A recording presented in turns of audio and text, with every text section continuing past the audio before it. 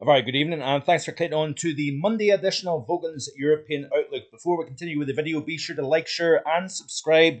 I do greatly appreciate your support. It is a time of the year when a lot of people do naturally drop off, but there is going to be more and more talk about the upcoming summer season of 2024, and believe it or not, looking at the ideas, building the ideas in the coming months for even winter 2024-25. So plenty of reason to stick around, and there is also going to be the first thoughts on the Easter upcoming weekend in today's video as well, so stay tuned for that as well. The La Nina looks as if it is going to develop, and pretty quickly at that. This is the latest CFSV2 sea surface temperature profile here globally, and you can see that we start to see the La Nina developing in a more tangible way as we move into the month of May. This is April, so you can see here a little bit of cooling now starting to show up against the South American coast and just off that. Then as we move towards May, June, July, August, September, you can see that the CFSV2 is developing quite a strong La Nina, by the way. Also, what's interesting is as we move towards the autumn season, I know it's a long way off, but this is the thing, you have to look at these things months in advance to try and build the ideas. But you notice here that we've got warm waters in and around Indonesia. We've got slightly colder than average waters across the western Indian Ocean basin. That looks like a positive PDO signal to me, and that could suggest a lot of upward motion, rainfall, and cooler than average temperatures around Australia, into Indonesia, into southeastern Asia. That also could correlate to a warmer winter coming up in 2024-25 as well, by the way. But when you've got that would be an MJO phase 4 and 5 look if that was to materialize. We're also going to look at what's going on within the latest CFSV2. Now, remember, this is actually the MJO that I've been looking at in recent days. We've rotated through phases 4 and 5, promoting a very mild pattern across Europe and Eastern North America. Now it's in through phases 6 in a very amplified way, if you notice. Expected to go into phases 7 and 8. Those are cold signals. Those are negative Arctic oscillation, North Atlantic oscillation signals. Be interesting to see if this can combine with the most recent stratospheric warming. Does that deliver something colder towards Easter and on into the month of April? This is the GFS ensemble for the Arctic oscillation. You notice here that we're going from weak negative back towards neutral, and then it looks as if the AO is expected to go into negative territory. The North Atlantic oscillation, not so much. Looks as if it's neutral at the moment, and it stays close to the neutral line as we move towards the early portions of April. But there is quite a lot of spread, if you notice. Some members promoting a positive North Atlantic oscillation, but some, and arguably more, is taking it into negative territory. Looking at the CFSV2 here, by the way, and this is rainfall. A lot of people complaining, and rightly so, about the amount of rain that we've seen in recent months, and asking the question, are we going to get a bit of a break when it comes to rainfall? Certainly going by the CFSV2 for the upcoming 7-day periods. Unfortunately, the no would be the answer to that, unless you live in the far south of the UK. You notice here that we've got some greens showing up across the majority of Ireland and the UK, with wetter than average conditions promoted. Now notice here that we've got quite a lot of dryness across the southwest of Europe, indicating that we've got that area of high pressure dominating across southwestern Europe. Then as we go into week 2, this is the 25th of March to the 1st of April, and we've got somewhat wetter than average conditions. Then you notice as we move into week 1 of April, the pattern is expected to become drier according to the latest run of the CFSV2, at least anyway. This is the 500 millibar height anomalies. Upcoming week, you can see here that there's that strong positive promoting drier than average conditions and warmer than average conditions across southwestern Europe.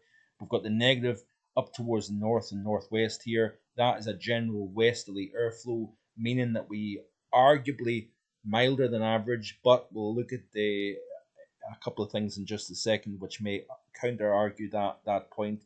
Then you can see here week 2, 25th March through the 1st of April, we've got the negative to the west of the British Isles, positive to the east.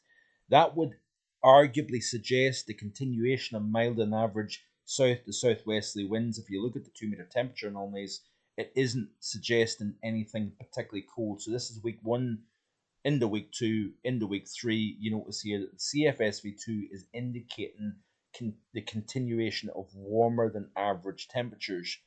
But let's have a look and see what the latest run of the GFS operational is indicating. This is the 850s, by the way. So this is the 850 temperature.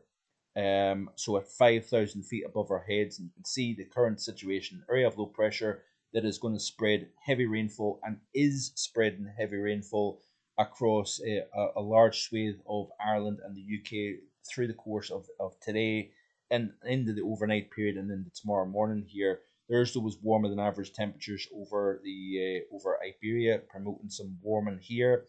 But watch this space as we move through the course of this work week. We have a bit of a battleground taking place. We've got some 850s down at around -5 at the 5,000 foot level across northern Scotland, whereas we've got the greens representing positive temperatures across the bulk of England and Wales. This is for 6 o'clock on Wednesday morning, the middle portions of the week.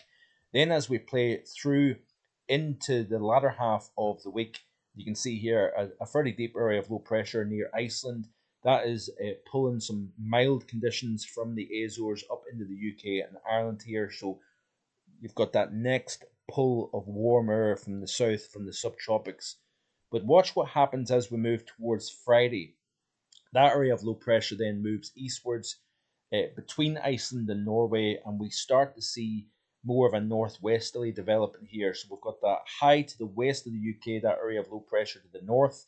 And we've got a bit of an open door to a colder northwesterly airflow by the time we reach the midday point of Friday. And then we have got colder air getting drawn in on the backside of that low. Now, watch what happens as we move towards the final week of the month.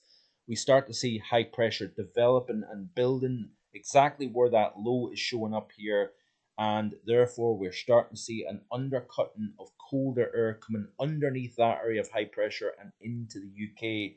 Now that is interesting given what we're seeing with the MJO phase 6 into phase 7, possibly into phases 8, but there is always that lag.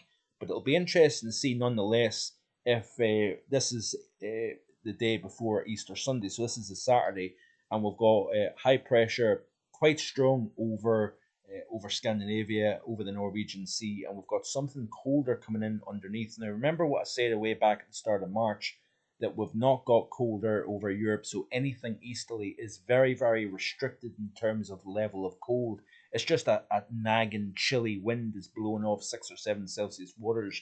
But if you've got something a little bit colder developing over Europe and then you have that easterly wind, it may develop into something a little bit more substantial when it comes to cold. But keeping in mind that it's the end of March into early April, we've got a pretty strong sun angle at this time of the year, so daytime maximums are never going to be particularly cold. But during the overnight period, that's when you can get snow that perhaps tries to fall down at low levels because you cool the column once you lose the sunlight of the day. But by this stage, the clocks will have changed. Nights become increasingly long. But when you've got this type of setup, and this could be very indicative of that strat warming combined with the MJO, we could still conceivably get something a little bit more in the way of winteriness for the Easter weekend.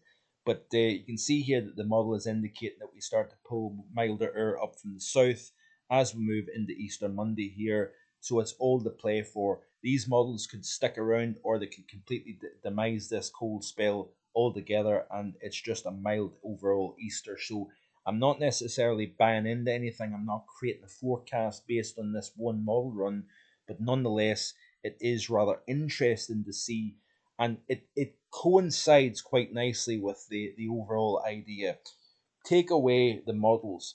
You've got the stratospheric warming, you've got the MJO, and without even looking at each individual run, you would suggest that there is an increased potential of seeing something a little bit colder towards the Easter weekend and perhaps slightly beyond that.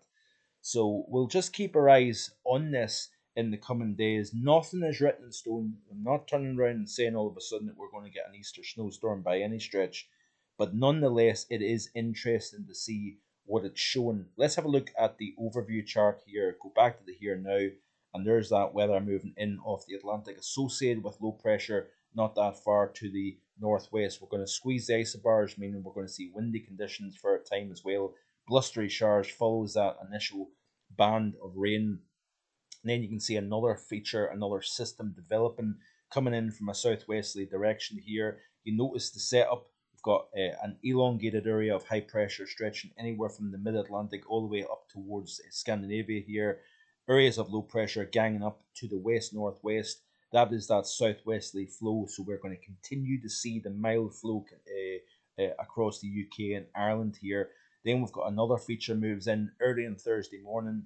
Another pinch of the isobars indicates that we increase the winds out of this west-southwest direction here. Heavy rain across the northwest for a period of time. And then it's as we push towards the late week, as already showed you, there's an area of low pressure versus a 1038 high just to the west-southwest of the UK. You've got that rather tight gradient here between the 1038 high and a 973 millibar low. The closer together you get to these two competing weather systems, the stronger the winds. And if we get a strong northwesterly wind pulling air in out of the Arctic, you could get quite the chill. And you notice here that the model is indicating wintry precipitation, probably over high ground. But during overnight period, once you lose the daylight, you could start to see winteriness down to lower levels here. But you can see nonetheless that the model is indicating snow showers with this quite tight gradient between the Norwegian Sea low and the high at 1036 millibars, not that far to the southwest of Ireland here. Let's have a closer look actually at this, because this could be quite an interesting scenario. Now remember, excuse me, sorry about that.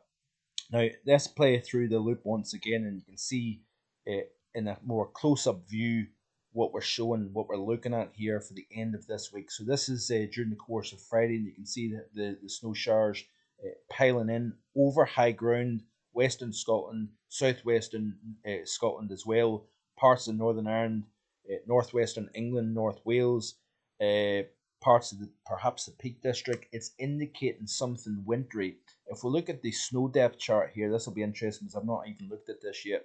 It is depicting something across higher parts of Scotland, possibly North Wales, possibly the North Pennines, Cumbrian Fells, for example, as well. So, an interesting end to the week potentially, and we'll wait and see if this materializes or not. And then we'll also look towards the Easter weekend in terms of what we may or may not see. You can see here as we play it through to the end of the loop here, there's nothing really showing up in terms of snow. We're just too late in the season now.